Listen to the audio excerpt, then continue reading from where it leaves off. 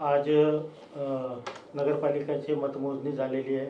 या राज्यामध्ये भाजपचे किती उमेदवार निवडून आले नगराध्यक्षपदाचे? बहुतांशी ठिकाणी भाजपचे उमेदवार निवडून आलेले आहेत, काही आमच्या सहयोगी पक्षाचे निवडून आलेले आहेत। ओव्हरऑल महाराष्ट्रामध्ये एक नंबरवर भाजप हाच पक्ष आहे, त्याच्यानंतर आदरणीय शिंदे साहेबांचे पक्ष आहे, त्याच्यानंतर अजितदादांचा पक्ष आहे, बाकी पक्ष सगळे नंतर आहे त्याच्यानंतर। त्याच्यामुळे एक नंबर पक्ष हा भाजपचाच पक्ष आहे। जळगाव जिल्ह्याची काय परिस्थिती आहे भाजपची? जळगाव जिल्ह्यामध्येही भाजपच हा एक नंबर पक्ष म्हणून निवडून आलेला आहे। जेवढे आम्ही नगराध्यक्ष उभे केले त्यातले भुसावळ, वरणगाव आणि यावल सोडलं तर बहुतांशी ठिकाणी आमच्या महायुतीचेच नगराध्यक्ष निवडून आलेले आहे।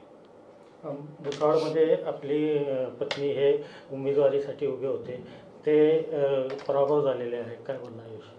नाही, ते आता लोकांचा कौल भुसावळकरांना जे मान्य होतं, संतोष चौधरींच्या हातात त्यांना सत्ता द्यायची होती, ते भुसावळकरांनी केलं, ते आता पराभव मान्य आहे मला। दुसरा आपले जे वरणगावचे जे भाजपचे जे उमेदवार होते, बंडखोरी केली त्यांनी आणि अपक्षमधून निवडून आलेले सुनील काळे याबद्दल? तिथेही बघा तुम्ही की 21 पैकी 15 सीट भारतीय जनता पार्टीच्या निवडून आल्या, पण नगराध्यक्ष अपक्ष जे होते ते निवडून आलेले आहे। आता तिथेही मताचं ध्रुवीकरण जर पाहिलं तर थोडं अनपेक्षित होतं तिथलंही आणि भुसावळचंही, परंतु जे घडलं ते मान्य आहे आम्हाला।